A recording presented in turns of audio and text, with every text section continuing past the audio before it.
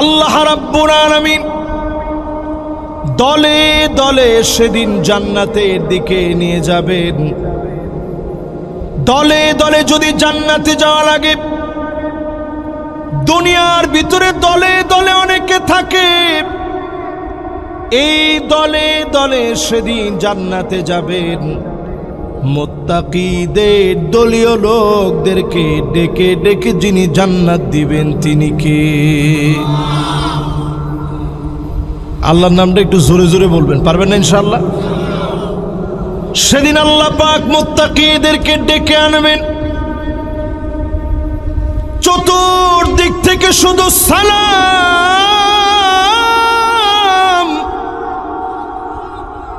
সালামুন আলাইকুম তিবতুম ফাদখুলুহা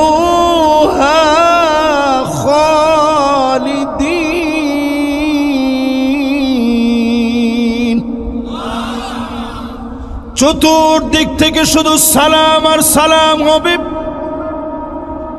ফেরেশতারা সেদিন সংবর্ধনা দিবে, যেদিন মালিক সম্মানিত বানায়া জান্নাতি বানায়া দিবেন তিনি কে?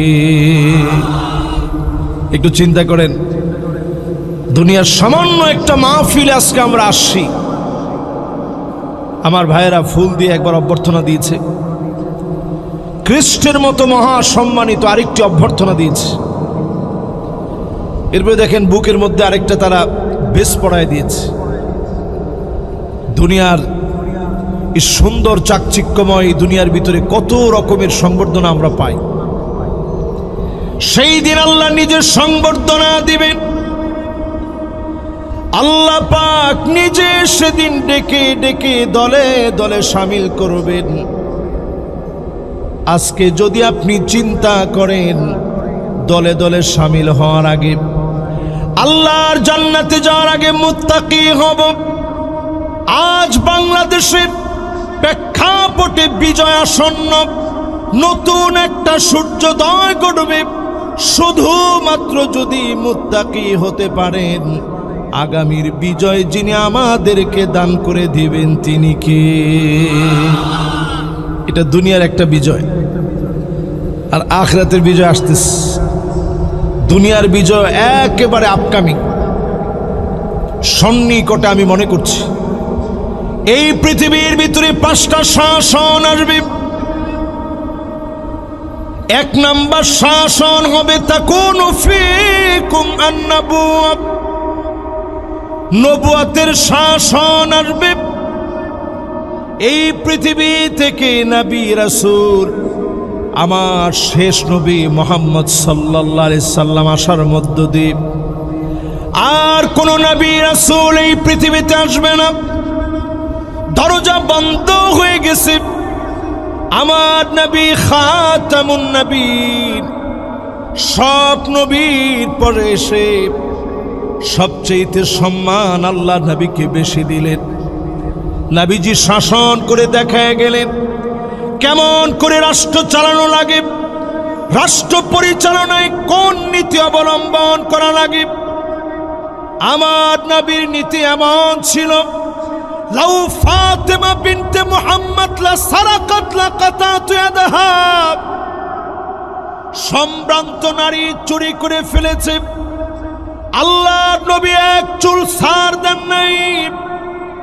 স্পষ্ট নবী জানায় দিয়েছে, আমার মেয়ে ফাতেমাও যদি চুরি করত, 2টা হাত আমি নবী ফাতেমার হাতটা কেটে ফেলতাম। ফাতেমার হাত কাটতে আমি নবী দ্বিধাবোধ করতাম না। উটের চোখে নবীজি পানি দেখেছে। আল্লাহ নবী বিচারের জন্য সাহাবীদেরকে ডেকেছে। এই উট কার দায়িত্বে আছে? একজন সাহাবী হাত তুলেছে, নবী আমার দায়িত্বে আছে। আল্লাহ নবী বললেন, শোনো, আফালা তাত্তাকিল্লাহ ফি হাযিহিল বাহিমা আল্লাতী মাল্লাকাকাল্লাহু ইয়্যাহ। এই উটের ব্যাপারে কি আল্লাহর সামনে তোমারে দাঁড়াতে হবে না? জবাব কি তোমার দেওয়া লাগবে না? সামান্য উটের চোখের পানি দেখে ওই উটকে খাবার না দিলে যদি জবাব দেওয়া লাগে, জনগণের হক মানলে যার সামনে জবাব দেওয়া লাগবে তিনি কে? আর যদি চাঁদাবাজি করেন, এদেশের চাঁদাবাজি, টেন্ডারবাজি, সন্ত্রাসী কর্মকাণ্ড যা চলছে, আল্লাহর কোরআন হাতে নিয়ে বলতে পারি 54টা বছরে যা দেখেছেন সব দেখা শেষ। সামনে হবে আল কোরআনের বাংলাদেশ।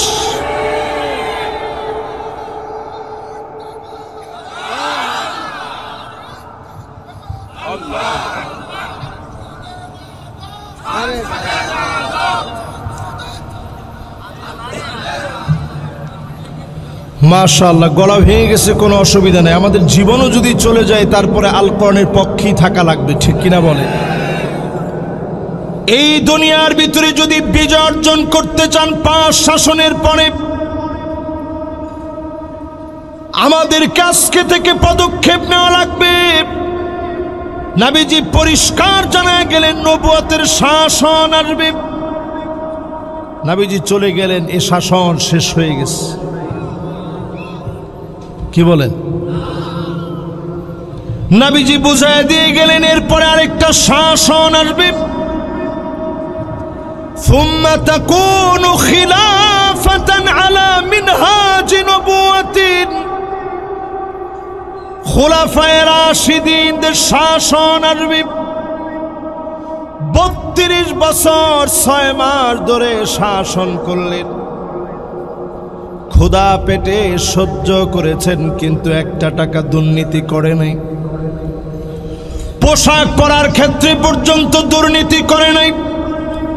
সবার সামনে দাঁড়িয়ে বলেছে, ইন্নী উল্লিতু আলাইকুম ওয়া লাস্তু বিখাইরিকুম, আমি তোমাদের নেতা নির্বাচিত হয়েছি, তোমাদের চাইতে সেরা হতে পারি নাই।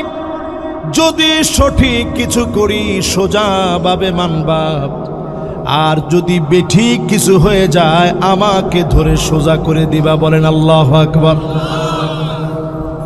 এখন একটু চিন্তা করেন, এই নীতি কি এখন আমাদের দেশে আছে? দুর্নীতি আছে। 3 নাম্বার শাসন আসবে এই জমিনের ভিতরে। সুম্মা তাকুনু মুলকান আদান, রাজতন্ত্র আসবে। আওয়াজ করে বলেন, কি তন্ত্র? রাজতন্ত্রের পরে নবীজি বলেন আরেকটা শাসন রাজতন্ত্রের পরে তোমরা দেখবে। 1 নাম্বার নবুয়ত, 2 নাম্বার খেলাফত, 3 নাম্বার রাজতন্ত্র। এবার কয় নাম্বার? 4 নাম্বারে নবীজি বলেন সুম্মা তাকুনু মুলকান জাবরিয়া, 4 নাম্বারে আসবে স্বৈরা শাসন। সুম্মা ইয়ারফাউহা আল্লাহ, আল্লাহ টেনে উঠায় নেবে। আল্লাহ যেদিন টেনে উঠায় নেয় 16 বছরের ক্ষমতা কোনো কাজে আসে না, ঠিক কিনা বলেন? গরম ভাত তরকারি রেডি, সুম্মা ইয়ারফাউহা আল্লাহ। এখানে আলেম ওলামা আমার ডানে বামে আছেন। সুম্মা ইয়ারফাউহা আল্লাহ, আল্লাহ যেদিন টান মেরে টেনে সমূলে মূলোৎপাটন করবে, পালায় যাওয়ার সময় পাবে না, নেতা কর্মীর দিকে তাকানোরও সময় থাকে না। আল্লাহ এমন ভাবে টেনে উঠেন। তাহলে 4 নাম্বার শাসন, এটা আমরা 16 বছর দেখছি। 4 শাসনের ভিতরে নবুয়তের শাসন আমরা দেখি নাই, তবে পড়ছি। খোলাফায়ে রাশিদিনদের শাসন আমরা দেখি নাই, পড়ছি। রাজতন্ত্র আমরা না দেখলেও মোটামুটি দেখছি এবং পড়ছি। তবে স্বৈরাচারের শাসন আমরা স্বচক্ষে দেখছি। আরে কথা তো কয় না। এরপরে 5 নাম্বার শাসন আসবে মুসলমান। আল্লাহর হাবিব বলেন সুম্মা তাকুনু খিলাফাতান আলা মিনহাজি নবুওয়াতিন, আবার এই জমিনের ভিতরে আল্লাহ নবীর দেখানো পথ পন্থা অনুযায়ী সাহাবায়ে কেরামের আদর্শের মানদণ্ডে কোরআন সুন্নাহ অনুযায়ী আবার রাষ্ট্র পরিচালিত হবে। সারা পৃথিবীকে নেতৃত্ব দেওয়ার জন্য স্বৈরাচারের পতন বাংলাদেশে শুরু হয়েছে, ঠিক কিনা বলেন? শুধু বাংলাদেশে না মিয়া, 5ই আগস্টে ঘটছে বাংলাদেশে, 8ই ডিসেম্বরে সেম ঘটনা ঘটছে সিরিয়াতে, ঠিক আর একটু পরে কর। তার মানে বোঝা যায় এই সার্কেলটা যেটা শুরু হয়েছে এটা শুধু বাংলাদেশে বসা নাই, ঠিক না ভাই? এখন ফিলিস্তিনের দিকে তাকায় দেখেন, তারা যুদ্ধবিরতির নাম করে নতুন করে আবারও তারা মাঝে মাঝেই হামলা চালাচ্ছে। তারা যুদ্ধ শেষ করবে না। আকরু দারিল মুমিনিন, মুমিনদের এই ঘর তারা ছাড়বে না।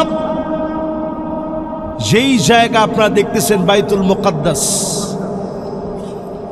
এই জায়গা ইহুদিরা ভেঙে এখানে একটা থার্ড টেম্পল তৈরি করবে। কান খাড়া করে শুনেন, তারা লাল বাছুর নিয়ে আসছে জবাহের জন্য।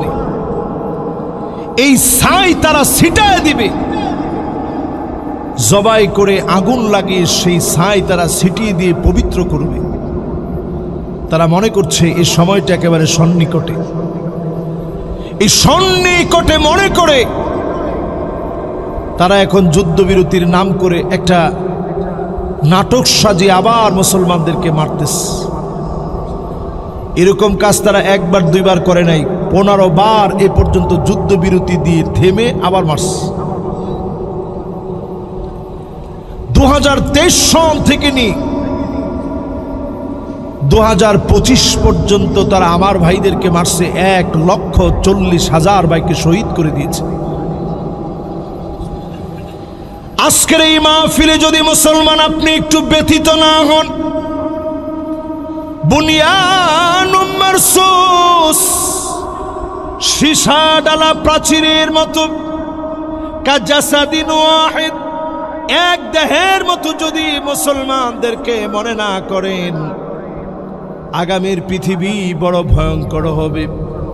বাংলাদেশের কথা এজন্য বলছি, ফিলিস্তিন যদি বাংলাদেশের পার্শ্ববর্তী কোন দেশ হতো, আল্লাহর অসংখ্য গোলাম বুকের তাজা রক্ত ঢেলে দিয়ে ফিলিস্তিনের স্বাধীনতার পক্ষে লড়তো, ঠিক কিনা বলেন? এই যে মাহফিলে বসছে অনেকে, দেখেন অনেকেরই এখন ফ্ল্যাগ দেওয়া আছে, গায়ের সাথে ফ্ল্যাগ দিয়ে রাখে, ফিলিস্তিনের ফ্ল্যাগ। বিশেষ করে ছোট ছোট বাচ্চারা, এই তরুণ প্রজন্ম, তারা সবাই ফিলিস্তিনকে লালন করে। নবীজি বলে গেছেন, সময় আসবে এমন একটা পাথর কণা পর্যন্ত বলবে, ওয়ারা ইহুদি, আমার পিছনে ইহুদি লুকায় আছে, ফাকতুলহু, তার গর্দানটা উড়া দাও। একটা ইহুদি এই পৃথিবীতে অবশিষ্ট থাকবে না, ঠিক কিনা বলে? সময় আসতেছে, সেই সময়ের জন্য যদি আপনি প্রস্তুতি এখনই না নেন, মাশাআল্লাহ, এই যে আল্লাহর কিছু গোলামরা একটু ইস্তেঞ্জা সেরেই আবার চলে আসছে, মাশাআল্লাহ, এই তো মন ভরে গেছে। আমি কিন্তু খেয়াল রাখছি না যে 100% থেকে 2-1 জন এরা গেলে আর আসে কিনা। দেখলাম মাশাআল্লাহ, গিয়ে আবার জায়গা মতো চলে আসছে। অনেকে 2-1টা পান টান খায় চলে আসছে। এবার একটু আপনারা বলেন, আগামীর পৃথিবী নেতৃত্ব দিবে মুসলমানেরা, কোনো সন্দেহ আছে? হাত্তা তাদাল আকালাইলা কসাতিহা, দস্তরখানায় খাদ্য বেড়ে যেভাবে মেহমানদারি করে। আজকে আমি যেখানে মেহমান হলাম, যে বাড়িতে খেলাম, কত আইটেমের খানা বেড়ে এরপরে মেহমানদারি করা হয়েছে। নবীজি হাদিসের মধ্যে বলতেছেন, দস্তরখানায় খাবার বেড়ে যেভাবে মেহমানদারি করা হয়, এই রকম মুসলমানদেরকে মারার একটা মাস্টার প্ল্যান করে মেহমানদারি করবে। তুই এই অংশ খা, তুই এই অংশ খা। সারা দুনিয়াতে মুসলমান নিধন চলবে। আজকে সেই নিধনের পরিকল্পনা অনুযায়ী আমরা দেখতে পাচ্ছি ফিলিস্তিনকে যেভাবে অস্থির করে রেখেছে ইসরায়েলের হানাদারেরা, আমরা দেখেছি বাংলাদেশকে অস্থির করার নিকৃষ্ট প্ল্যান করছে। বাংলাদেশের ইসকন নামক জঙ্গি সংগঠন অনতিবিলম্বে তাদেরকে নিষিদ্ধ করা লাগবে, ঠিক কিনা বলে? এই কথা কেন বললাম? একজন ইমামকে ঠিক আপনি দেখেন গাজীপুরের টঙ্গীর মজুখান থেকে হাঁটার সময় একজন ইমামকে ধরে নিয়ে গেছে।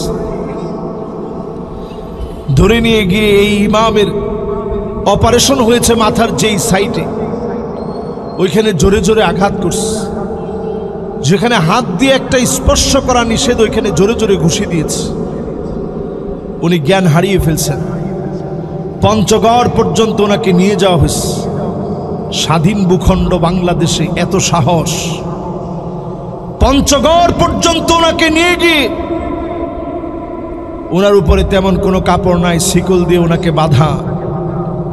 ওই অবস্থায় আল্লাহ ওনাকে হেফাজত করছে, না হলে তারা আমাদের একজন আলেমকে পাচার করে দিত। তার ছেলের বক্তব্য শুনে দেখবেন, তার ছেলে বলেছে আমার আব্বার পোশাককে যারা খাটো করেছে তাদের ধুতি খুলে ফেলা হবে। এটা এই জন্য বলেছে ইসকন নামক জঙ্গি সংগঠনের সঙ্গে হিন্দুদেরও ভালো কোনো সম্পর্ক নাই, ঠিক কিনা বলে? বহু হিন্দু তাদের বিরুদ্ধে সাক্ষী দিয়েছে। সারা ওয়ার্ল্ডের বিভিন্ন দেশে নিষিদ্ধ হওয়ার পরেও চিন্ময় কৃষ্ণ দাসের 5ই আগস্টের পর থেকে তার নিকৃষ্ট কর্মকাণ্ড, দেশবিরোধী কর্মকাণ্ডের পরেও তাদেরকে নিষিদ্ধ করা হয় না। কেন নিষিদ্ধ করা হয় না সব আমরা বুঝি। আমরা কারো আগ্রাসন মেনে নিতে চাই না, সেটা ভারত হোক আর আমেরিকা হোক। কারো আগ্রাসনে, কারো দয়ায় আমরা বাঁচতে চাই না। আমরা সেই সে জাতি যাদেরকে কালেমার উপরে আল্লাহ বিজয় দান করবেন, ঠিক কিনা বলে? আজকে সাতক্ষীরার মাহফিলে বলি, মাশাআল্লাহ ও আসছে, দেখছেন? ওদের বাসায় আমি খাওয়া দাওয়া করছি। আমি যখন আসতেছি ও এত বেশি মাহফিলে আসার জন্য বারবার পিড়াপিড়ি করতেছিল। তা আমি ওর আব্বারে বলছি যে ঠিক আছে, অসুবিধা নেই, ওটা মাহফিলে নিয়ে আসেন। আলহামদুলিল্লাহ, ও থাকুক। না না না, আপনার এই জাতীয় সন্তান যদি আপনার ঘরে হয়, আল্লাহ মাফ করুক, মা বাবার যে কত কষ্ট। এদেরকে বলে আতফালুল মুআওয়াকিন। এরা আমাদের সবচেয়ে ভালোবাসা পাওয়ার জন্য যোগ্য। যদি এরকম সন্তান আপনি দেখেন, এদেরকে কখনো গালি দিবেন না, বকা দিবেন। এদের কোনো গুনাহ নাই, ওর কোনো গুনাহ নাই। আমার জীবনটা গুনায় ভরা। এজন্য আল্লাহ ওর দ্বারা আজকে এ মাহফিল আল্লাহ বরকত দিয়ে দেখ, পড়ে না আমিন। প্রিয় ভাইরা আমার, বলছিলাম সেই ফিলিস্তিনের মুসলমানদের কথা। ওইখান থেকে যদি শিক্ষা গ্রহণ না করেন, ইসকনের ব্যাপারে যদি সজাগ না হন, অনতিবিলম্বে পরিস্থিতি ঘোলাটে হয়ে যাবে। আলেমদেরকে তারা চিঠি দিচ্ছে, গলা কেটে ফেলবে, মেরে ফেলবে। চিঠি দেওয়া হচ্ছে স্বাধীন ভূখণ্ড বাংলাদেশে বসেও যদি চিঠি এখনো পেতে হয়। হিন্দুত্ববাদী ইসকন যদি আমাদেরকে হুমকি দেয়, হিন্দু ভাইদেরকে বলবো আন্দোলন গড়ে তুলেন, অনতিবিলম্বে তাদেরকে নিষিদ্ধ করার আন্দোলন করা লাগবে, ঠিক কিনা বলেন? এবার আসেন, আমরা আমার দেশের দেশীয় বিজয় আসবে যে পয়েন্টগুলো দিয়ে একটা একটা একটা একটা করে আমরা আলোচনা করি। খুব বেশি লম্বা না, 9টা পয়েন্টে আমরা কথা বলবো ইনশাআল্লাহ। পড়ি। 1 নাম্বার পয়েন্ট লাগবে ঈমানুস সাদিক, সত্য ঈমান নিয়ে ঈমানের দাবিতে যদি একত্রিত হতে পারেন, অবশ্যই যিনি বিজয় দিয়ে দিবেন তিনি কে? আমার কাছে মনে হয় বাংলাদেশে 5 আগস্ট ঘটছে ঠিক, কিন্তু আমরা এখনো ঈমানের দাবিতে সত্যবাদী হতে পারিনি। ঠিকটা আসতে বলেন না, জোরে বলেন। অনেকের কাছে এখনো মনে হয় রাজনীতি আমার ধর্ম, এই ধর্মের ভিতরে কোনো পরিবর্তন আমি মেনে নেব না। রাজনীতি তোমার ধর্ম নয়, আমার ধর্ম ইসলাম। নেতার চাইতে দল বড় হতে পারে, দলের চাইতে আদর্শ বড় হতে পারে, আদর্শের চাইতে রাষ্ট্র বড় হতে পারে, ইসলামের চাইতে কোনোটা বড় হতে পারে না। ঠিক কিনা বলেন? কিন্তু আমরা এই মূল্যবোধ যেন দিন দিন হারিয়ে ফেলছি। মসজিদের ভিতরে পর্যন্ত দারসুল কোরআন হচ্ছে, আপনি সেখানে গিয়ে বসবেন, আপনি মুসলিম হিসাবে শুনবেন। তা না করে যারা বাধা দিয়েছে, রক্তাক্ত করেছে, এই রক্তের প্রত্যেকটা ফোঁটা কথা বলবে। এই রক্ত একদিন গর্জে উঠবে, বিজয়ের পতাকা উড্ডীন করে ছাড়বে। যুগে যুগে তাই হচ্ছে, এখনো তাই হচ্ছে। এই জন্য এক নম্বরে লাগবে আল ঈমান আস-সাদিক, নির্ভেজাল ঈমান লাগবে। সাহাবায়ে কেরামের ছিল নির্ভেজাল ঈমান। সাআদ বিন মুআজ নামক সাহাবী 30 বছর বয়সে কালেমা পড়লেন, 36 বছর বয়সে ইন্তেকাল করলেন। উনার ঈমানের বয়স হয়েছে মাত্র 6 বছর।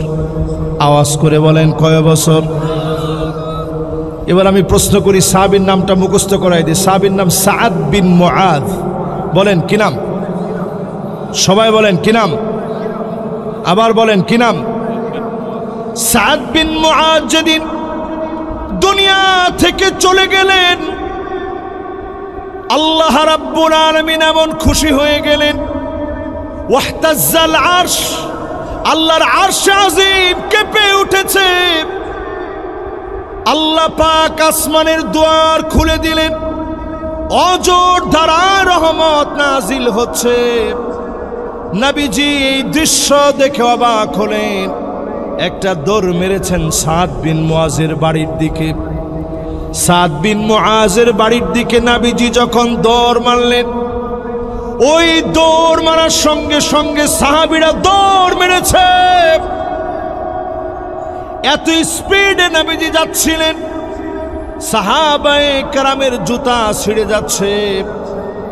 ওগো নবীজি, কখনো তো এমন করতে আপনাকে দেখি নাই, আজকে কেন আপনি এইভাবে যাচ্ছেন? নবীজি জানায় দিলেন, সাআদ বিন মুআজের ইন্তেকালের পরে 70,000 ফেরেশতা আল্লাহ পাক নাজিল করে দিয়েছে। আমি নবী চাই ফেরেশতাদের আগে সাআদ বিন মুআজের বাড়িতে আমি নবী হাজির হয়ে যাব। একটু চিন্তা করেন, ইসলামের বয়স মাত্র কত বছর? সবাই মিলে একটু আওয়াজ করে মহব্বত নিয়ে বলেন কত বছর? ইসলামের বয়স মাত্র 6 বছর। এবার আমার আপনার ইসলামের বয়স চিন্তা করেন। আমার বয়সী যদি এখন যাই হইস, আমাদের ইসলামের বয়স তো জন্মের পর থেকে, জন্মের পর থেকে ইসলাম গ্রহণ করলেন সাআদ বিন মুআজ। 30 বছর বয়সে কালেমা পড়লেন, 36 বছর বয়সে ইন্তেকাল করলেন। ওনাকে আল্লাহ পাক এত পছন্দ করে ফেলেছে, 70,000 ফেরেশতা নাজিল করে দিলেন। নবীজি দৌড়ায় ওনার বাড়ির দিকে যাচ্ছে। সাহাবায়ে কেরাম প্রশ্ন করলেন, ওগো নবীজি, দৌড়ায় দৌড়ায় কেন যাচ্ছেন? নবীজি বলে, আগে যেন ফেরেশতারা গোসল দিতে না পারে, হানজালার মতো ফেরেশতারা যেন গোসল দিতে না পারে। আমি নবী চাই আমার সাআদ বিন মুআজকে নিজ হাতে গোসলটা করায় দিব। নবীজি চলে গেলেন সাআদ বিন মুআজের বাড়িতে। আল্লাহর নবী নিজে জানাজার নামাজ পড়ালেন। মাকবারাতুল বাকি নামক কবরস্থানে নবীজি দাফন করলেন। আমরা যেটাকে জান্নাতুল বাকি বলি, এটার আসল নাম মাকবারাতু বাকিউল গারকাদ। এই বাকির ভিতরে নবীজি ওনাকে দাফন করলেন। আল্লাহ পাক নবীজিকে দেখাতেন মাঝে মাঝে কবরের দৃশ্য। যেই সাহাবীর জন্য আরশে আজিম কেঁপে উঠল, 70,000 ফেরেশতা আল্লাহ পাঠিয়ে দিলেন। নবীজি নিজে জানাজার নামাজ পড়ালেন, আল্লাহ নবী নিজে গোসল দিলেন। নবীজিকে দেখানো হলো কবরের ভিতরে যখন রাখছে, কবর একটা চাপ মেরেছে, আবার সাথে সাথে কবর বড় হয়ে গেছে। আল্লাহ নবী চোখ দিয়ে পানিগুলা ছেড়ে দিলেন, গালবে দাঁড়িবে পানিগুলা পড়ছে। হাত্তা বাল্লাল আর জমিনের ভিতরে টপ টপ করে চোখের পানি পড়ে। নবীজি কাঁদতেছিলেন, আল্লাহ আরশ যার মৃত্যুতে কেঁপে উঠে, 70,000 সাহাবী যার মৃত্যুতে আপনি পাঠিয়ে দেন। আকাশের দরজা খুলে যেই সাহাবীর জন্য রহম দিয়া দেন, তার কবরের ভিতরে যদি হালকা একটা চাপ হয়, না জানি বৎকারের চাপটা কেমন হবে, আমার উম্মতের অবস্থা না জানি কেমন হবে। নবীজির দুইটা চোখ দিয়ে টপ টপ করে চোখের পানিগুলো পড়ে। নবীজি সেদিন আমাদের কথা মনে করে কাঁদলেন। যতজন আমার সামনে বসা আছেন, ঈমানুস সাদিক, সত্য ঈমানের জন্য বেশি দিন লাগে না। আজকে যদি নিয়ত করেন এ জমিন যার আইন চলবে একমাত্র তার, ঠিক কিনা বলি?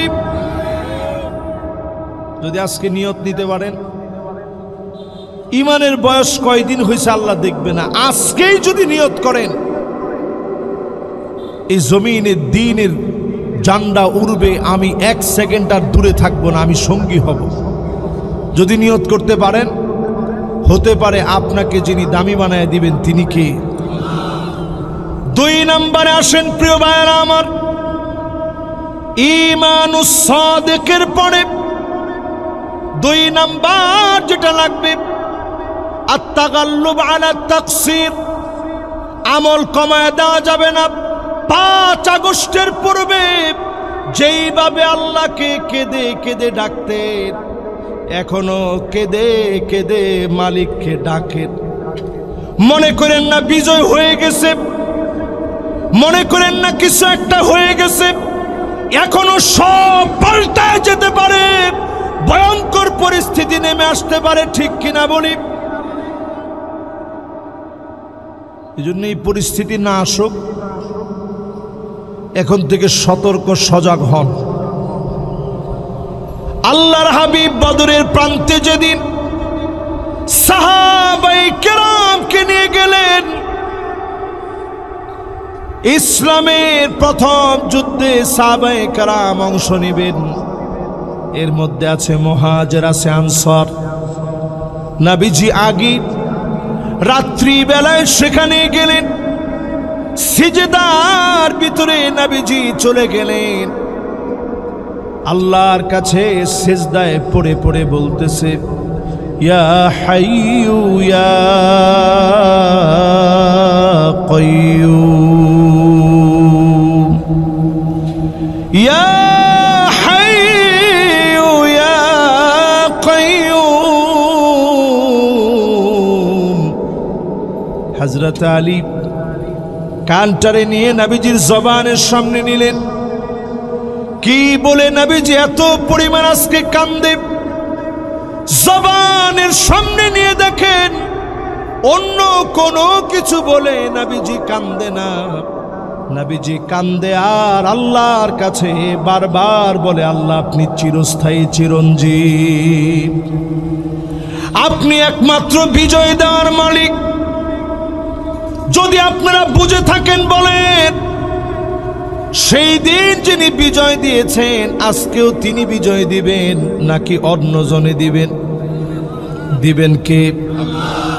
যদি আল্লাহর কাছে বিজয় চান, আত-তাগাল্লুব আলা তাকসির, অধিক পরিমাণে আল্লাহর সামনে নত হয়ে ইবাদত বন্দেগীতে নিজেদেরকে শামিল করা লাগবে। 2 নাম্বার পয়েন্টের পরে তৃতীয় নম্বরে প্রিয় ভাইরা আমার, আস-সাবর ওয়াস-সাবাত, আল্লাহর কাছে ধৈর্য ধারণ করা লাগবে, দৃঢ়পায়ী হওয়া লাগবে, দৃঢ় প্রত্যয়ী হওয়া লাগবে। সবর করে দৃঢ় প্রত্যয়ী যদি হন, মাজলুমদেরকে বারবার যিনি বিজয় দিয়েছেন, বিজয় দিবেন তিনি কি? এক নম্বরে লাগবে খাঁটি ঈমান। কেমন ঈমান? দুই নম্বরে লাগবে ইবাদত অনেক বেশি। তিন নম্বরে লাগবে ধৈর্য। জোরে কোন কি লাগবে? এখন আমাদের ধৈর্য দিন দিন কমে যাচ্ছে, ধৈর্য কমানো যাবে না, ধৈর্য বাড়ান, দৃঢ় প্রত্যয়ী হন। এদেশের বিজয় আমি দেখতে পাচ্ছি। হুদায়বিয়ার সন্ধি যেমন হয়েছিল, এই সন্ধি কাফেররা করেছিল, তারা মনে করেছিল মুসলমানরা হেরে যাবে, মুসলমানরা হেরে যায় নাই। হুদায়বিয়ার সন্ধি দিয়ে যেমন মক্কা বিজয় হয়েছে, 5 আগস্ট দিয়ে আল্লাহর জমিনে দিন কায়েম হতে পারে, ঠিক কিনা বলে? কিন্তু ইনশাআল্লাহ একটু বুঝে শুনে কাজ করতে হবে। এবার 3 নম্বরের পরে 4 নম্বরে আত-তাদহিয়া, কোরবানির দৃষ্টান্ত পেশ করতে হবে। আপনারা কি আমার কথা বুঝতেছেন? মনে হয় না সবাই বুঝতেছেন। 4 নম্বরে লাগবে আত-তাদহিয়া, কোরবানি করা লাগবে। কোরবানি শুধুমাত্র পশু কোরবানি নয়, সময় কোরবানি দেওয়া লাগবে। এমন হতে পারে জীবনটা কোরবানি করা লাগবে। আল্লাহ নবীর সাহাবীর নাম হারাম বিন মিলহান। নবীজি সামনে আসলেন, হারাম বিন মিলহান। নবীজি বললেন, যাও দাওয়াত নিয়ে যাও কাফেরের কাছে। হারাম বিন মিলহান একটা সেকেন্ড দেরি করে নেই। তিনি জানতেন একলা একা যদি আমি দাওয়াতটা নিয়ে যাই, কাফের এক কোপ দিয়ে গর্দান কেটে ফেলবে। কিন্তু সামান্য ভয় তিনি পান নাই। হারাম বিন মিলহান ছুটে চলে গেলেন কাফেরের সামনে, গিয়ে দাওয়াত দিলেন, আসলিম তাসলাম, ইসলাম গ্রহণ করো, শান্তি পাবা। হারাম বিন মিলহান দাওয়াত দেওয়া মাত্র কাফের তরবারি বের করে ফেলেছে। হারাম বিন মিলহানের মাথার মধ্যে আঘাত করেছে, জ্বর জ্বর করে রক্ত তীর বেগে বের হচ্ছে। হারাম বিন মিলহান রক্ত গুলা স্পর্শ করলেন, একটা ডাক মেরে আল্লাহকে বললেন, ফুস্তু রব্বিল কাবা, ও কাবার মালিক, আমি বিজয়ী হয়ে গেলাম, আমার কোনো ভয় নাই। ইসলামের দাওয়াত দিতে এসে মার খেয়েছি, বিজয়ী হয়ে গেলাম। যুগে যুগে যদি আপনি তাকায় দেখেন, আল্লামা দেলোয়ার হোসেন সাইদি রহমতুল্লাহ আলাইহি জেনে শুনে পথে আসলেন। 13টা বছর জেলখানার মধ্যে ছিলেন। উনি শেষ দিন দুজনের কাঁধে বট দিয়ে যখন নামতেছিলেন, উনার মুখে একটা হাসি ফুটেছিল। কেমন যেন তিনি বুঝায় দিলেন, মুসলমান কখনো জালেমের জুলুমে ভেঙে পড়ে না। জালেম জুলুম করতে পারে, মাজলুমের হাসি কেড়ে নিতে পারে না। বিজয়ী হয়েছে। আজকের দিনটা তিনি দেখে যেতে পারেনি। উনি সব সময় 2টা জিনিস আল্লাহর কাছে বলতেন। যারা উনার সাথে সাক্ষাৎ হয়েছে, জেলখানায় দেখা হয়েছে, দেখছেন, ওনাদেরকে উনি 2টা কথা বলতেন, যে শেষবারের মতো একটা বার আমার মানুষগুলোর নিয়ে বসতে চাই, কিছু কথা তাদের সাথে যেন বলতে পারি।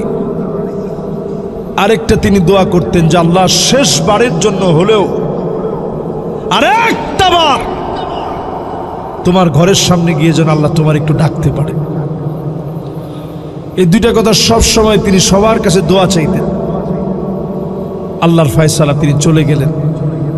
তবে মনে রাখবেন, যারা ফাঁসির মঞ্চে গিয়েছে, যারা রক্ত দিয়েছে, যারা জেল জুলুম নির্যাতন সহ্য করেছে, তাদের ত্যাগ তিতিক্ষার বিনিময়ে আজকের এই নতুন অধ্যায় আমরা পেয়েছি, ঠিক কিনা বলেন?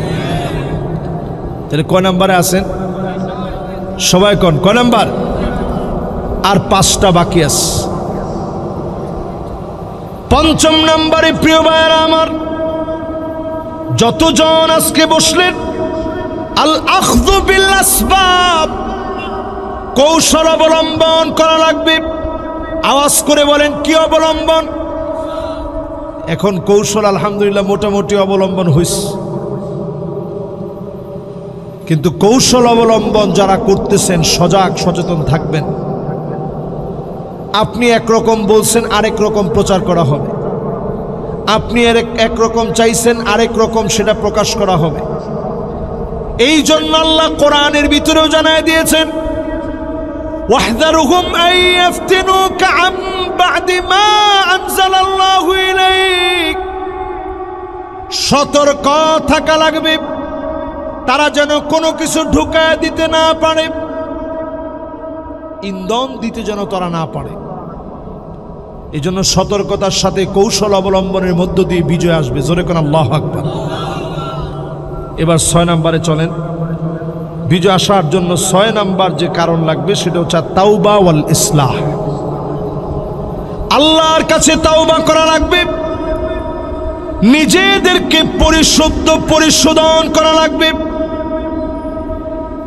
বদরের প্রান্ত থেকে নবীজি যেদিন ফিরে যাচ্ছিলেন বিজয় বেশে, রাজানা মিন জিহাদিল আকবার ইলা জিহাদিল, রাজানা মিন জিহাদিল আসগর ইলা জিহাদিল আকবার, জিহাদ আসগর থেকে জিহাদ আকবরের দিকে আমরা যাচ্ছি। জীবন দিয়ে জিহাদ করলেন নবীজি, সেটাকে ছোট জিহাদ বললেন। মনের সঙ্গে জিহাদকে নবীজি বড় জিহাদ কেন বললেন? আগে নবীজি ছোট জিহাদ করে বড় জিহাদের দিকে যাচ্ছেন। তার মানে আমরা যত পরীক্ষা দিয়েছি, ছোট ছোট পরীক্ষা দিয়েছি, এখন যদি ক্ষমতার দিকে মালিক কবুল করেন, আপনি এখন যে জায়গায় আছেন এটা আপনি এখন বড় জায়গার দিকে। এই বড় জায়গায় আপনি ছোট জায়গা থেকে এতদিন জুলুম নির্যাতন সহ্য করে বড় জায়গায় যখন মালিক আদিষ্ট করবে, আপনি তাওবা করে নিজেকে ইসলাহ করেন, যাতে করে শকুনের চোখ দৃষ্টি সারাদিন থাকার পরেও একটা দুর্নীতি আপনার নামে বের হতে না পারে, ঠিক কিনা বলে? বাংলাদেশে আমরা অনেক রকম শাসন দেখেছি। সেই শাসনের ভিতরে এই বাংলাদেশের অন্যতম মাথার তাজ, জমিনে যারা দিন কায়েম করতে চায়, রাজাকার ট্যাগ লাগিয়ে তাদেরকে যখন ফাঁসির মঞ্চে নেওয়া হয়েছে, কত রকমের দোষ, কত রকমের দোষারোপ তাদেরকে দেওয়া হয়েছে। কিন্তু তাদের মন্ত্রিত্বের সময়ে 1 টাকার দুর্নীতির আনিত কোনো অভিযোগ তারা দেখাতে পারে নাই। এটা স্পষ্ট প্রমাণ করে এ মানুষগুলোর কাছে দুর্নীতি তারা খুঁজে পায় নাই। তার মানে হচ্ছে, নিজের যদি আমরা এখন পরিশুদ্ধ না করি, যদি ইসলাম না হই, যেই সূর্যটা এখন নতুন করে উদিত হওয়ার সম্ভাবনা, এটা অন্ধকার মেঘের মধ্যে ঢাকা পড়ে যাবে। যদি অন্ধকার মেঘাচ্ছন্ন পরিবেশে সূর্যটাকে ঢাকতে না চান, এখনই সময় আমাদেরকে সতর্ক সজাগ, আল্লাহর সাথে তাওবা করে সংশোধন হয়ে এই জমিনে দিন কায়েমের প্রচেষ্টা চালায় যেতে হবে, ঠিক কিনা বলেন? কত নম্বর শেষ? 6 নাম্বার। এবার 6 নাম্বারে পরে 7 নাম্বারে আস। 7 নাম্বারে প্রিয় ভাইরা আমার, ওয়াহদাতুস সফ, এক কাতারে আসা লাগবে। আওয়াজ করে বলেন, এক কাতারে, এক কাতারে আসা লাগবে, এক কাতারে আসা লাগবে। এখন আসলে এক কাতারে কদ্দুর আসতে পারছেন একটু চিন্তা করে দেখেন। আমি যখনই এই বিষয়টা ভাবি, ছোট্ট একটা গল্প মনে পড়ে, বলবো? আপনাদের আজকে মনোযোগ নেই। না না না, সাতক্ষীরে এরকম ঢিলঢাল মাহফিল আমার খুব কম হয়েছে, মনোযোগ খুব কম আপনাদের। না না না, স্লোগান দরকার নাই, স্লোগান দিয়ে তো ওয়াজ গরম করে ফেল দিবেন, লাস্টে কিছু নিতে পারবেন না তো। এই জন্য যাওয়ার সময় নোট ডাউন করে কিছু নিয়ে যাবেন, তাহলে কাজে লাগবে। আমি এত দূর থেকে আসছি, কিছু নিয়ে যেতে পারলে বরং কাজে লাগবে। তাহলে এবার আসেন, কত নাম্বার জানি বলতেছিলাম? 6 না 7? 7 নাম্বার। 7 নাম্বার বলতেছিলাম ওয়াহদাতুস সফ, এক কাতারে আসা লাগবে। এখনো আমরা বাংলাদেশে টুপি নিয়ে মারামারি করি। ঠিক বলছে একজনে, বাকিরা কি বলেন? অনেকে মনে মনে চিন্তা করবেন, হুজুর আমি তো টুপিই পরি না, মারামারি কিসের? দেখেন আমি মাথায় যে টুপি পরছি দেখছেন, এটা ভিন্ন স্টাইলের টুপি। এই যে আপনি রক্তটা দেখতেছেন না, আল আজহার বিশ্ববিদ্যালয়কে রক্ষা করার জন্য নেপোলিয়ানদের বিরুদ্ধে আল আজহারের যারা শিক্ষক ছিলেন, ছাত্র ছিলেন, তারা লড়াই করেছে। হাজার হাজার শিক্ষক নেপোলিয়ানের বিরুদ্ধে জিহাদ করতে গিয়ে প্রাণ দিয়েছে, শহীদ হয়েছে। এই যে দেখতেছেন অংশটা, এটা হচ্ছে পাগড়ি, এটা হচ্ছে পাগড়ির অংশ। এটা আলাদা কিন্তু একটা কাপড়, একটা পাগড়ি। আর এই যে লাল অংশটা, এটা তারা শাহাদতের সেই রক্তিম তামান্নাকে মাথায় লালন করার জন্য, হৃদয়ে যাপন করার জন্যে তারা এই রক্তিম লাল টুপিটা, একটু খয়েরি কালার, রক্তটা পরার পরে কালার কেমন হয় একেবারে এই যে এরকম হয়, এই কালারটা যে আমরা রক্ত দিব কিন্তু দ্বীনের প্রদীপ বাতি নিত্যে দিব না। জোরে কোন আল্লাহু আকবার। প্রিয় ভাইরা আমার, তো সেখান থেকে আল আজহার বিশ্ববিদ্যালয়ের ওলামায়ে কেরাম এই টুপিটা পরে। আমি এই জন্য যখন আল আজহার থেকে আসছি, গ্রাজুয়েশন কমপ্লিট করার পরে এই টুপিটা পরতে পারবেন, এর আগে না। আমরা বাংলাদেশে এখন অনেকেই লাল টুপি পরে, তো অনেকের পরা দরকার নাই, গ্রাজুয়েশন যারা কমপ্লিট করছে তারা এটা পড়বে। তো বাংলাদেশে যারা পড়তেছেন অনেকে এমনি পড়ে আর কি। তো এটা বলার উদ্দেশ্য হচ্ছে এই টুপিটা আমি বাংলাদেশে কেন পড়লাম। আমি দেখি বাংলাদেশে যখন আসছি প্রথম, টুপি নেওয়া পর্যন্ত ভাগাভাগি শুরু হয়ে গেছে যে এটা এই টুপি, সে আমাদের না। মিয়া ভাই, টুপি নিয়ে যদি আর সামনে ইখতিলাফ করেন, আগামীর দিন এত ভয়ঙ্কর হয়ে যাবে, আপনার মাথা থাকবে না, দেহের ভিতরে মাথা থাকবে না। যে মাথার ভিতরে টুপি পরবেন, গাছে গাছে লটকা রাখা হবে, প্রতিবাদ করার মতো আলেম খুঁজে পাওয়া যাবে না। এজন্য এখনই আপনি হিসাব করেন, ওয়াহদাতুস সফ, এক কাতারে আসার চেষ্টা করেন। আমি হেফাজতে ইসলাম সহ সমস্ত উলামায়ে কেরামদেরকে বলি, হেফাজতে ইসলাম, জামাত ইসলাম, নিজামে ইসলাম পার্টি, চরমনায়ের ইসলামী আন্দোলন সহ যত ইসলামী দলগুলো আছে, যদি এখনো আপনারা ঐক্যবদ্ধ হতে না পারেন, ওয়াহদাতুস সফ, এক কাতারে যদি আসতে না পারেন, আগামীর দিন বাংলাদেশে গৃহযুদ্ধের দিকে যাবে। ঠিক কিনা বলেন? আমি নবীজির হাদিস থেকে শোনায় দিই, নবীজি 6টা বিষয় সতর্ক করে গেছেন। 1 নাম্বার, নবীজি বলেছেন সতর্ক থাকা লাগবে ইমারাতুস সুফাহা, যদি নির্বোধরা ক্ষমতায় চলে আসে। 2 নাম্বার যেটা আপনি দেখবেন, কাসরাতুস শর্ত, নানা রকমের শর্ত চলে আসবে। কিছু হলেই মৌলবাদ বলবে, জঙ্গিবাদ বলবে, আলেমদেরকে নতুন নতুন তকমা লাগায় আলেমদেরকে মারা হবে। ঠিক কিনা বলি?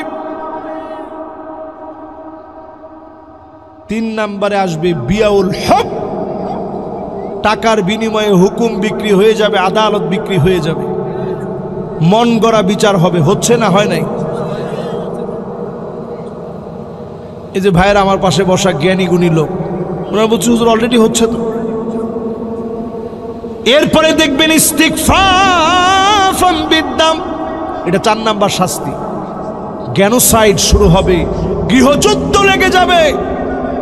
এই দেশটাকে যদি ভালোবেসে বাঁচাতে চান, গৃহযুদ্ধ থেকে যদি দেশকে বাঁচাতে চান, এখনই আপনাদের কাছে উদারতা আহ্বান, এক হয়ে যান, না হলে গৃহযুদ্ধ লেগে যাবে। ঠিক কিনা বলেন?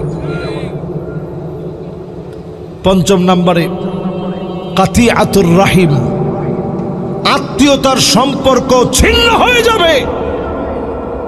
ভাই ভাইরে চিনবে না, শুধু দল করার কারণে এক ভাই আরেক ভাইয়ের সম্পদ গিলে খাবে, যে এখন সে যেহেতু এই দলের না, আমার একটু পাওয়ার আছে, ক্ষমতা আছে, আমি দখল করে নিই। এগুলো কি হচ্ছে না? হচ্ছে না। 6 নম্বরে আকাল্লুহুম ফিকহান, নির্বোধ বুঝহীন ব্যক্তিরা সব ক্ষমতায় বসবে। তখনই আপনি দেখবেন ইসকনের মতো সংগঠনকে কিছু না বলে আমার আশামণি নামক ছোট্ট মেয়েটা ধর্ষিত হওয়ার পরেও তাকে যারা ধর্ষণ করলো তাদেরকে আটক করা হয়েছে। পুলিশ তার সঙ্গে খিলখিলে হাসতেছে, মনে হয় জামাই বাড়িতে আস। এরকম আলামতগুলো দেখতে থাকবেন। যদি বাঁচতে হয় এক কাতারে আসতে হবে।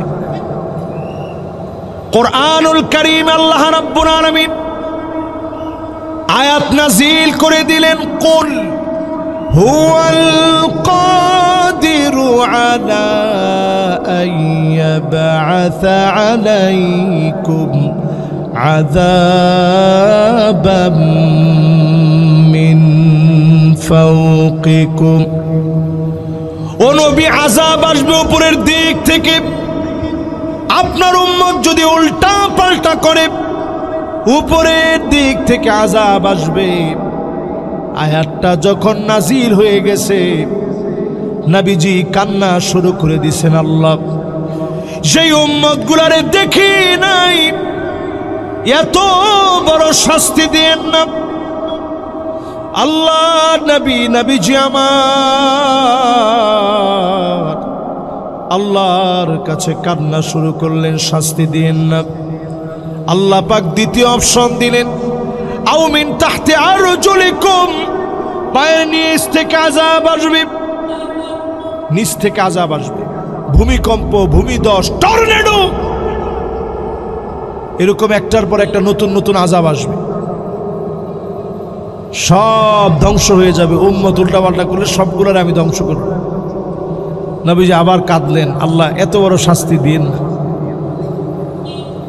3 নম্বরে আল্লাহ জানালেন, নবী শোনেন, আও ইয়ালবিসাকুম শিয়াআ ওয়া ইউযীকা বা'দুকুম বা'সা বা'দ। ও নবী, আপনার উম্মত দলে দলে বিভক্ত হয়ে যাবে। এখন যদি আমি প্রশ্ন করি, বাংলাদেশে দলে দলে আমরা বিভক্ত হয়েছি কিনা? না না, এখনো হন নাই মনে হয়। কি পরিমাণ দল বাংলাদেশে আছে আপনি কল্পনা করতে পারবেন না। দলে দলে আমরা বিভক্ত হয়ে গেছি।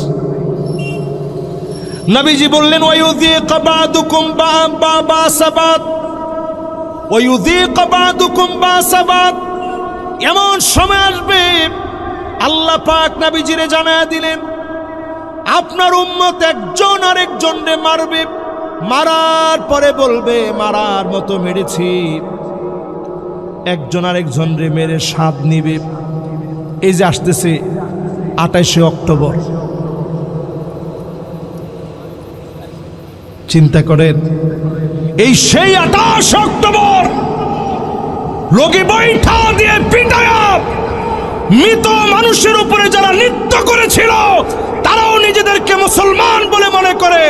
আল্লাহর কসম, আল্লাহর কাছে তাদের মাফ হয় নাই। ঠিক কিনা বলে? একটু চিন্তা করে দেখেন। আদতে তারা মনে করে আমরা নামাজি, আমরা দিনদার। আল্লাহ আয়াত নাজিল করে বলতেছে, নবী এরকম অবস্থা আসবে যে অবস্থার ভিতরে তারা একজন আরেকজনকে মেরে মনে করবে আমরা সাথ নিচ্ছি, এবং তারা বলবে যে মারার মতো মার্স। 28 অক্টোবরের দিকে তাকালে আমাদের কাছে স্পষ্ট, শাপলা চত্বরের দিকে তাকালে আমাদের কাছে স্পষ্ট, গণহত্যা চালানোর পরেও যারা তাদের নিজেদের অপরাধ খুঁজে পায় না, তারা আল্লাহর কাছে মাপ চাইতে জানে না। আজকে যারা জাতির নেতা তারা দেশ ছেড়ে যায় নাই, যারা জাতির নেতা হতে পারে নাই তারাই দেশ ছেড়ে পালায় গেছে। ঠিক কিনা বলে? আমরা যদি দেখি বেগম খালেদা জিয়া দেশ ছেড়ে পালায় যায় নাই, বাবর সাহেব দেশ ছেড়ে পালায় যায় নাই, অসংখ্য নেতা ছিল যারা দেশ ছেড়ে পালায় যায় নাই। গোলাম আজম সাহেব দেশ ছাড়েন নাই, নিজামী সাহেব দেশ ছাড়েন নাই, কাদের মোল্লা দেশ ছাড়েন নাই, কামরুজ্জামান দেশ ছাড়েন নাই, মীর কাসেম আলী দেশ ছেড়ে পালায় যায় নাই। তার মানে বোঝা যায় যারা জাতির লিডার হবে তারা তো দেশ ছাড়বে না,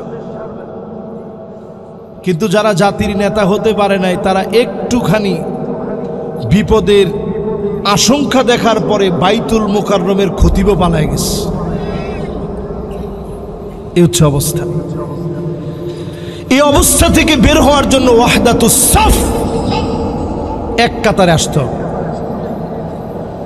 এক কাতারে কেমনে আসবেন? নিজের স্বার্থকে অনেক সময় জলাঞ্জলি দিতে হবে। আপনি মনে করতেছেন যে আজকে আমারে গালি দিচ্ছে, আমি গালি দিই না, গালি দেওয়া যাবে না। এই কমেন্টস অথবা ফেসবুকে এই আপলোডটুকু না করলে তেমন ইসলামের কোনো ক্ষতি হবে না। এই জায়গায় চুপ করে একটু সবর করে থাকবেন। ওয়াহদাতুস সাফের জন্য, সবারে এক কাতারে আনার জন্য নবীজি যখন 3 নাম্বারটা শুনলেন, একটা হচ্ছে উপর থেকে আযাব আসবে উম্মতের উপরে, নবীজি বললেন আল্লাহ এটা দিয়েন না।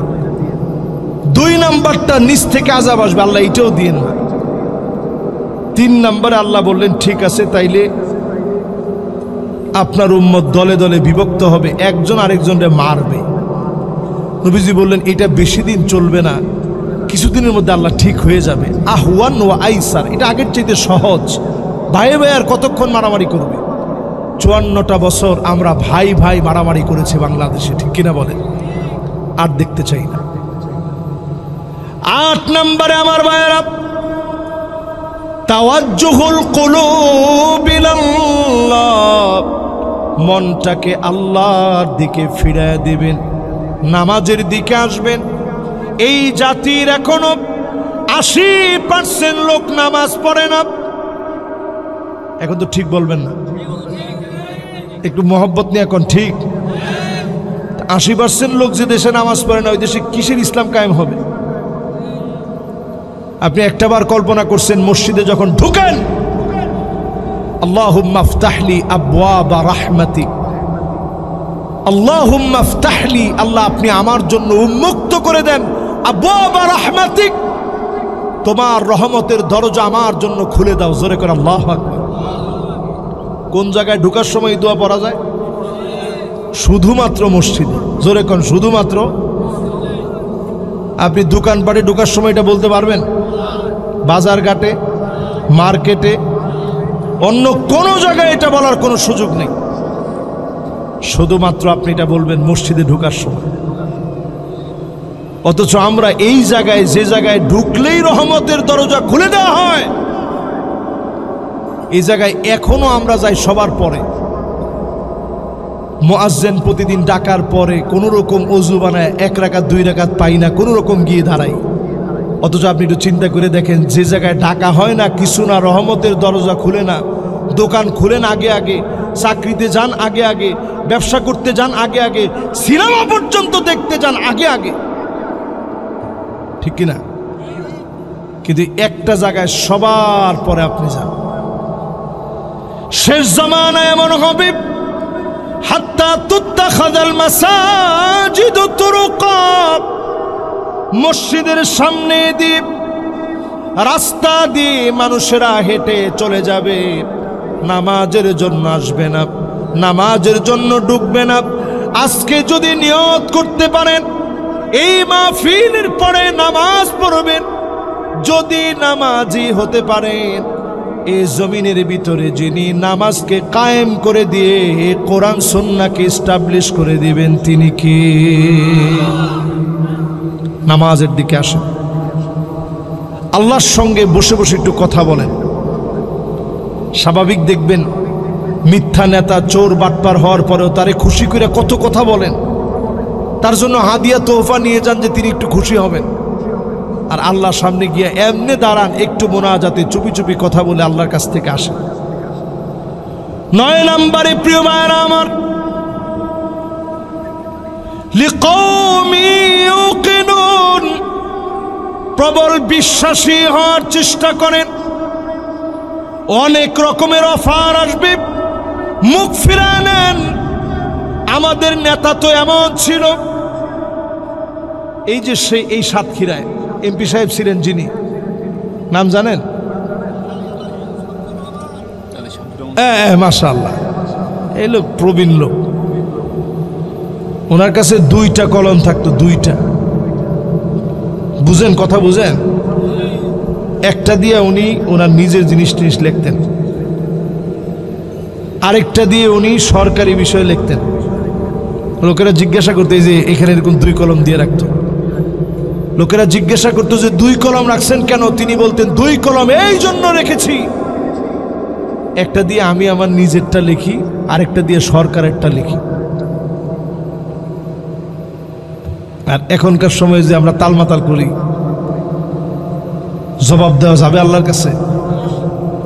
এই জন্য প্রিয় ভাইয়েরা আমার, আল্লাহ অনেক সুযোগ দিছেন। লিকৌমি ইউকিনুন, প্রবল বিশ্বাসী হই আল্লাহর দিকে আসার চেষ্টা করেন। এই সময়টা আমাদের জন্য একেবারে গনিমত। এই গনিমতের সময় আমি সমস্ত ভাইদেরকে উদ্দেশ্য করে বলি, বাংলাদেশে যারা ভালোবাসেন, দূরত্ব কমিয়ে সবার এক হওয়া উচিত। এই দেশটা নতুন করে গড়ার জন্য এক হওয়া উচিত। আল্লাহ রাব্বুল আলামিন আমাদের প্রত্যেককে দুনিয়া আখিরাতের কল্যাণ আল্লাহ তাআলা দান করুক, পড়েন আমিন। এখনই মোনাজাত হবে, আমরা মোনাজাত করে আল্লাহ রাব্বুল আলামিনের কাছে জীবনের যাবতীয় গুনাহ থেকে মাফ চেয়ে আমরা ইনশাআল্লাহ আজকে বিদায় নেব। আল্লাহুম্মা আমিন। जाएं ना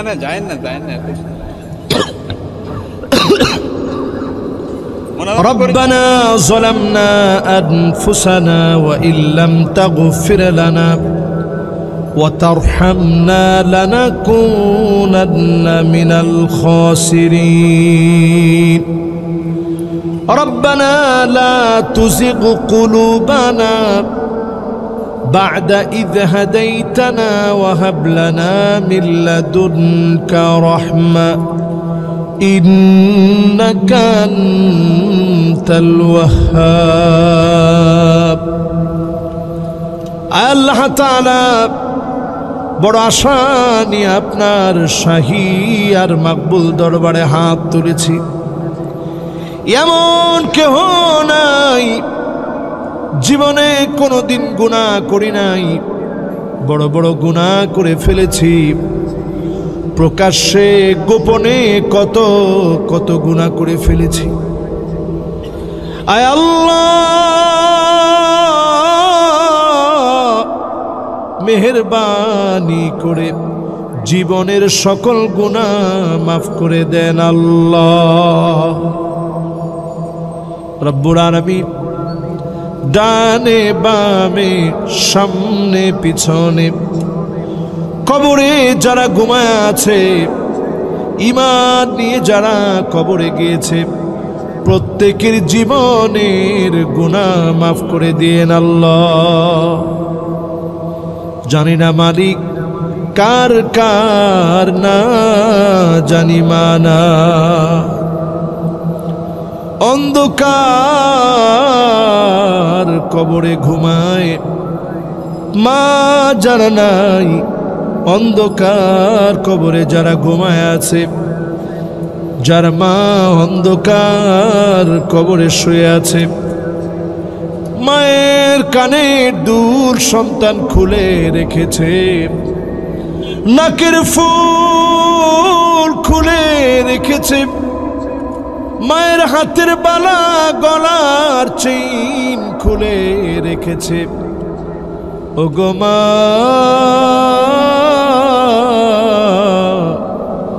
তোমার গুনাহগুলা সন্তান হয়ে খুলে রাখতে পারে না। এই মাহফিলে বসে মায়ের কথা মনে করে যারা হাত উঠিয়েছে, ওগো মালিক মেহেরবানি করে মায়ের জীবনের গুনাহ মাফ করে দেন আল্লাহ। জানি না আল্লাহ কার কার না জানি আব্বা নাই, অন্ধকার কবরে শায়িত হয়ে গেছে।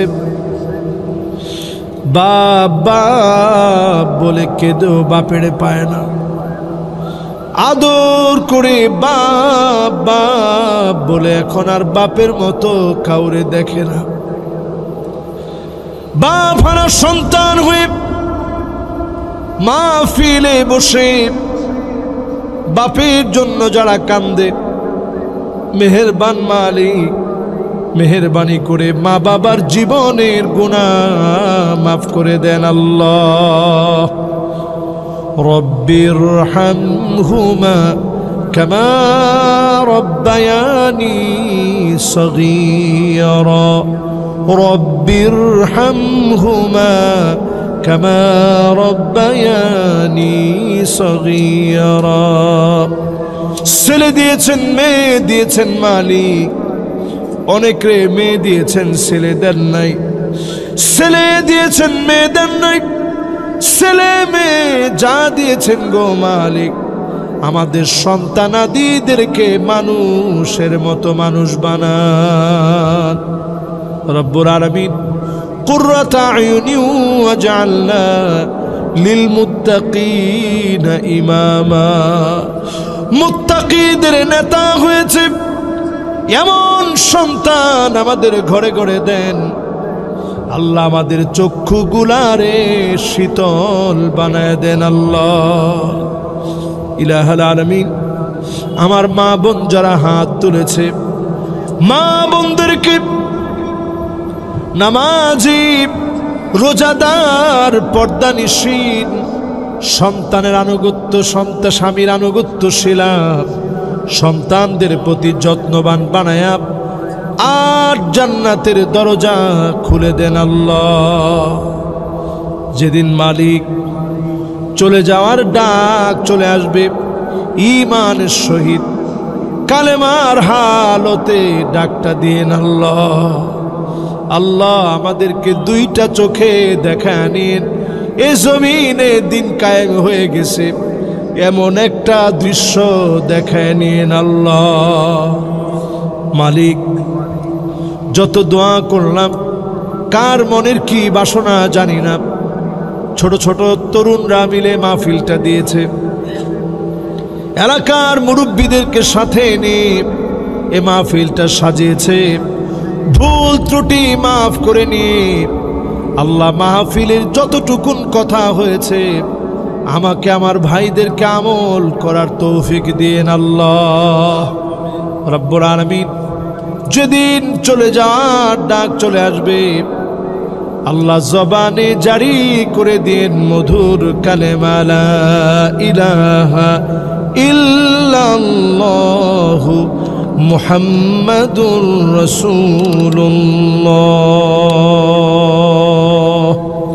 সাল্লাল্লাহু আলাইহি ওয়াসাল্লাম।